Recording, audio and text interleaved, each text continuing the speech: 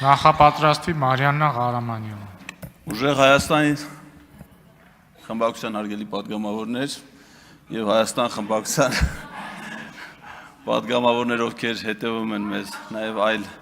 հարթակներից, ես եւ նաեւ մեր նիստին աշխատանքներին հետևող քաղաքացիներ, նախ մինչեւ իմ ելույթի բումբովանդակության անցնելը ուզում եմ պաշտոնապես հայտնել, որ Տիկին Ագնեսա Խամոյանի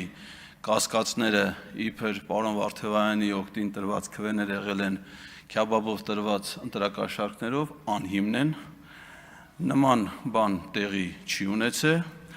ընդ որում չի եղել քյաբաբի որևէ տեսակ ոչ տավարի, ոչ հավի, ոչ ռակի, եւ ասեմ ձեզ նաեւ, որ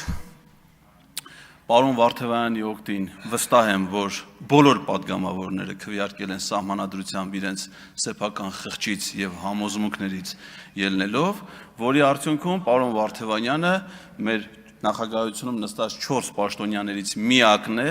որը քվեներ է ստացել բոլոր խմբակցությունների պատգամավորներից եւ միակն է, որը ընտրվել է 0 դեմ 0 ձեռնպահ ձայների արդյունքում։ Հիմա գավիմ հիմնական թեմային։ Այս հանձնաժողովի նախագահի պաշտոնում առաջադրված թեկնածուն ես կարծում եմ, որ խոցելի է շատ առումներով։ Բայց իր եւ բացարձակապես իմ կարծիքով չի համապատասխանում այդ պաշտոնին ներկայացվող պահանջներին։ Բայց նրա ելույթը լսելուց ես հասկացա, որ նրա թեկնածությունը ոչ միայն խոցելի է, այլ վտանգավոր։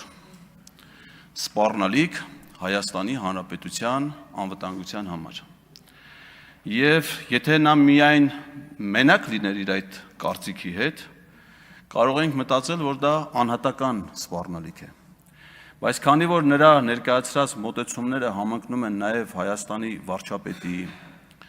կառավարության շատ, կարելի ասել բոլոր պաշտոնյաների, մեծ թվով պատգամավորների տեսակետների հետ, այս սպառնալիքը դառնում է չափազանց տեսանելի եւ վտանգավոր մեր պետականության համար։ Ինչու՞մ է այդ սպառնալիքը։ Տիկին Ջուլհակյանը ասաց, նախինքն ընդգրկված է նոր սահմանադրության մշակման հանձնաժողովում, որի սկզբանե սահմանադրության փոփոխությունների հանձնաժողով պետք է լիներ։ Նախ հասկանալի չի, թե օրենսդիր իշխանության ներկայացուցիչը ինչի է ընդգրկված վարչապետի որոշումով ստեղծված գործադիր իշխանության մարմնի աշխատանքներին, երբ որ գործադիրը կարող էր այդ ֆունկցիան իրականացնել եւ բերել պարլամենտ եւ ինքը իր մոտեցումները, տեսակետները հայտնել պարլամենտում։ Սա մի վիճահարույց է, չասեմ անձնական սուբյեկտիվ գործոններ, որ ինքը աշխատել է իրավունքի Եվրոպա կազմակերպությունում, որի նախագահը այդ հանձնաժողովի անդամ է, նրա կինը, որը հիմա է ղեկավարում այդ կազմակերպությունը, այդ հանձնաժողովում փորձագիտական խմբի անդամ է եղել եւ այլն, շարունակեմ չհասնեմ ՍԴ, դատվում եմ դրա համար։ Հիմա գանք բովանդակությանը։ Նա պատասխանելով Տիկին Գրիգորյանի հարցին ասաց, որ նախագիծը, որ այս պահին քննարկում է հանձնաժողովում, չունի հղում Հայաստանի անկախության հռչակագրին։ Ինչ է սա նշանակում, որ անգամ եթե կա նման մտադրություն, սա սպառնալիք է պետության գոյության համար։ Մեր մարմինը, որտեղ մենք ներկայացված ենք որպես պատգամավորներ, մենք կոչվում ենք Հայաստանի Հանրապետության ազգային ժողովի պատգամավորներ։ Հայաստանի Հանրապետությունը դա վերացական հասկացություն չի։ Դա պետական կազմավորում է, որը ստեղծվել է 1990 թվականի օգոստոսի 23-ի անկախության հռչակագրով։ Մեր պետությունը Հայաստանի Հանրապետություն կրճատ Հայաստան անվանումը ստացել է այդ փաստաթղթով։ Եվ անկախության հռչակագրի 12-րդ կետն ասում է, որ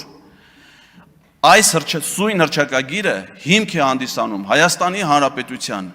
նոր սահմանադրության ընդունման կամ սահմանադրության մեջ փոփոխություններ կատարելու, օրենսդրության կատարելագործման կամ պետական մարմինների գործունեության համար։ Այսինքն ուզում է սահմանադրությունը նոր ընդունվի, թե փոփոխվի, ուզում է դա արվեր 95 թվականին, թե 2026-ին, դա չի կարող հղում չպարունակել Հայաստանի անկախության հռչակագրին։ Որ պահին, որ դա տեղի ունեցավ, նշանակում է Հայաստանի Հանրապետություն անվանումով պետությունը վերանում է։ Հասկանում եք վտանգը ինչու՞մ է։ Ես ձեզ հիմա զգուշացնում եմ մեկ այլ կարևոր փաստի մասին։ Ադրբեջանում միամիտ չեն, նրանք շատ լուրջ են վերաբերվում այս ամեն ինչին։ Նայեք, օգոստոսի 8-ին Վաշինգտոնում նախաստորագրված խաղաղության համաձայնագիրը։ Այդ համաձայնագիրը ստորագրելուց անմիջապես հետո Ադրբեջանի նախագահը հայտարարեց եւ մինչ օրս հայտարարում է, որ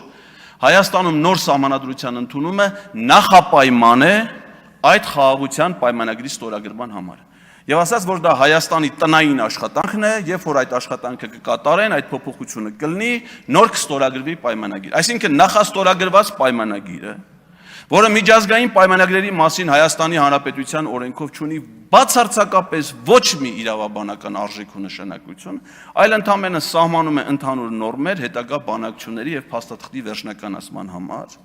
Սա դարձրել է քաղաքացիական պայմանագիր կուսակցությունը շապիկի գրառում, խաղաղություն, որը ներկայացվել է մեր ժողովրդին, ակնհայտ սուտ, որտեղ չկա նման խաղաղություն, չկա նման պայմանագիր, բայց կա նախապայման։ Եվ որն է վտանգը, որ եթե Հայաստանը կատարի այդ նախապայմանը, իսկ հանձնաժողովի անդամ ասում է, որ իրանք պատրաստ են կատարելու այդ նախապայմանը, ապա ինչ է ասելու Իլհամ Ալիևը այդ նախապայմանը կատարելուց հետո։ Շատ պարզ մի բան։ Այն պետության արտաքին գործերի նախարար Արարատ Միրզոյանը, ով որ 2025 թվականին ստորագրել է, նախաստորագրել է այդ փաստաթուղթը, այդ պետությունը այլևս գոյություն չունի։ Հետևաբար նրա հետ այլևս ոչ մի նոր պայմանագիր կնքելու անհրաժեշտություն չկա։ Իսկ ինչ է լինում, երբ որ հայկական պետական կազմավորումը վերանում է, մենք այս իշխանությունների գործողությունների հետևանքով իրենց պաշտոնավարման շրջանում տեսել ենք 2023 թվականին, երբ վերացավ փաստացի Արցախի հանրապետություն պետական կազմավորումը։ Ինչ եղավ դրանից հետո, այդ տարածքների վրա հաստատվեց ադրբեջանական իշխանություն եւ բռնի տեղահանվեց այնտեղ բնակվող ողջ հայ բնակչությունը բացառապես էթնիկ պատկանելիության ձգտումով։ Նույն վտանգը սպառնում է մեր պետությանը։ Եթե դուք համաձայնեք ադրբեջանական այդ պայմանին եւ վերացնեք անկախության հռչակագիրը, որի մի փորձը կատարվեց 24 թվականին Հայաստանի եւ Ադրբեջանի սահմանային հանձնաժողովների կանոնակարգի վավերացման գործընթացում, ինչ Ադրբեջանին չգոհացրեց, ասաց, ոչ, չեք խափի դուք մեզ սահմանադրական դատանի որոշմամբ կամ ազգային ժողովի կողմից վավերացման, որի դեպ հայելային իրենց կողմից չի արվել ոչ մեկը։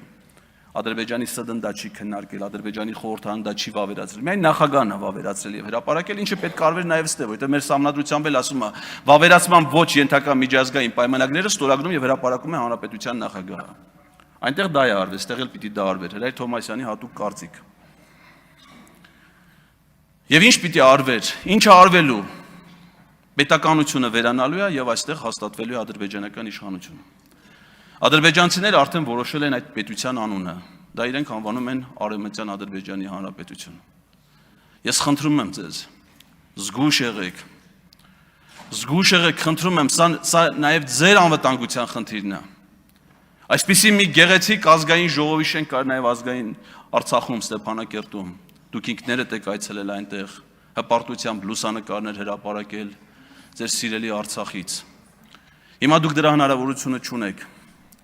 Վտանգ կա, որ չեք ունենալու նաև այստեղ։ Սա խաղ չի։ Պետության ճակատագիրը խաղ չի։ Ադրբեջանը բարեկամաբար տրամադրված չի մեր պետության հանդեպ։ Նրանք շարունակում են թշնամաբար տրամադրվել մեր երկրի հանդեպ։ Թուրքիան Հայաստանի հետ բարեդրացիական հարաբերություններ հաստատելու մտադրություն չունի։ Թուրքիայի իրական մտադրության մասին խոսել է Հայաստանի վարչապետ Նիկոլ Փաշինյանը 20 թվականի պատերազմի ժամանակ։ Երբ որ ասել է, որ սա միայն մեր պատերազմը չի Ադրբեջանի հետ, սա մեր պատերազմն է նաև Թուրքիայի հետ, Թուրքիան ցանկանում է վերադառնալ այս տարածաշրջան եւ իրականացնել իր 100-ամյա մտադրությունը, բնաջնջել հայ ժողովրդին եւ վերացնել հայկական պետականությունը։ Բառացի չեմ ցիտում, բայց խոսքերի իմաստը դա էր։ Ես կարծում եմ, որ այդ պատերազմի պահին, որտեղ կար նաև հուզմունք, որտեղ կար նաև պրագմատիկ որոշակի դատողություններ, հավանաբար Նիկոլ Փաշինյանը չէր սխալվում։ Ես կարծում եմ, որ առիթ չունեմ մտածելու, որ Թուրքիան եւ Ադրբեջանը փոխել են իրենց մտադրությունը։ Սպառնալիք է ձեր պաշտոնավարումը մեր պետության համար։ Մարիաննա Ղարամանյան, նախապատրաստվի Վիլեն Գաբրիելյանը։